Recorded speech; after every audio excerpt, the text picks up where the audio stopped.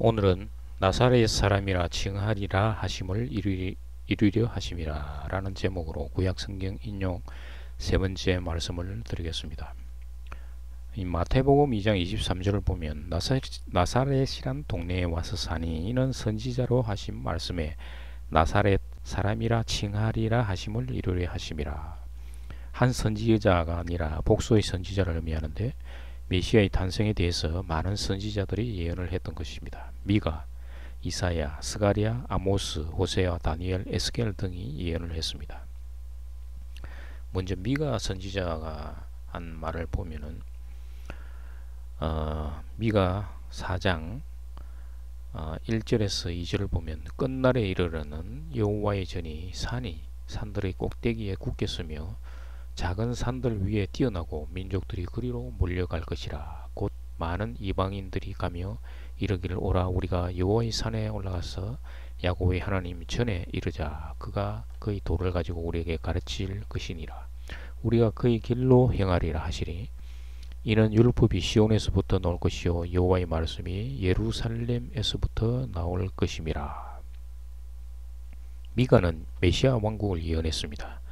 메시아의 장엄하고 복된 왕국은 세상의 모든 통치와 지위를 초월할 것이라고 했습니다. 시온은 세상에 대한 통치의 중심인 동시에 영적 중심이 되는 것입니다. 이 왕국은 이스라엘의 신실한 백성뿐만 아니라 온 백성의 모든 민족들이 메시아 왕국 중심에 불가항력적으로 이끌려 올 것이라는 것입니다. 이 움직임은 자발적인 것으로 구속된 민족의 마음으로부터 솟아날 것입니다. 그 다음에 이사야 9장 1, 2절을 보면 전에 고통받던 자들에게 흑암이 없으리로다. 옛적에는 여호와께서 스불론 땅과 납달리 땅이 멸시를 당하게 하셨으니 후에는 해변길과 요단 저쪽 이방의 갈릴리를 영화롭게 하셨느니라. 흑암에 행하던 백성이 큰 빛을 보고 사망의 그늘진 땅에 거주하던 자에게 빛이 비치도다. 이사야는 여러 군데 예언을 했는데 9장 6절 7절에서도 보면 이는 한 아기가 우리에게 낳고 한 아들을 우리에게 주신 바 되었는데 그의 어깨에는 정사를 메었고 그의 이름은 기묘자라 모사라 전능하신 하나님이라 영존하시는 아버지라 평강의 왕이라 할 것임이라.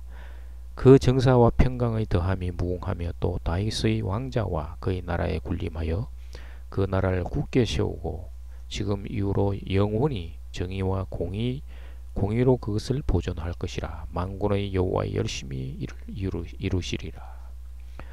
그리고 또 11장 1절을 보면은 이새의 한 줄기에서 한 싹이 나며 그 뿌리에서 한 가지가 나서 결실할 것이요 이새의 계보 베들레헴의 거민 다윗의 왕으로서의 아버지 가지라는 히브리 말 넷제르는 예수님께서 유년 시절을 보낸 나사렛 말과 관련이 있는데 마태는 그의 유대인들에게 선지자에 의해 하나님의 영원한 왕국을 열게 한 분으로 선포된 기름 부음 받은 자, 즉 약속된 메시아가 바로 예수님심을 보여주려고 했던 것입니다.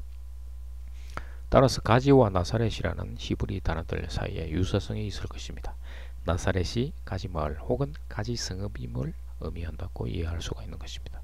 그리고 53장 1, 3절에서 우리의 전한 것을 누가 믿었느냐 여호와의 팔이 네게 나타났느냐 그는 주 앞에서 자라나기를 예언한 순 같고 마른 땅에서 나온 줄기 같아서 고운 모양도 없고 풍채도 없은즉 우리의 보기에 흠모할 만한 아름다운 것이 없도다. 그는 멸시를 받아서 사람에게 시험받았으며 간고를 많이 겪었으며 질고를 아는 자라 마치 사람들에게 얼굴을 가리우고 보지 않음을 받은 자 같아서 멸시를 당하였고 우리도 그를 귀히 여기지 아니하였도다.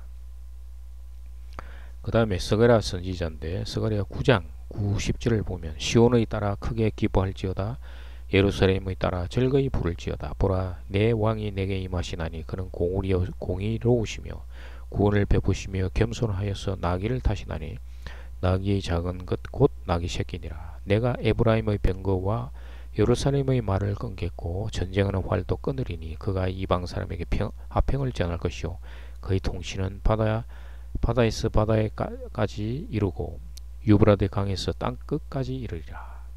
메시아에 대한 직접적인 예언입니다. 실제로 이 예언은 예수님께서 종려주일에 예루살렘에 입성하실 때 성취되었던 것입니다.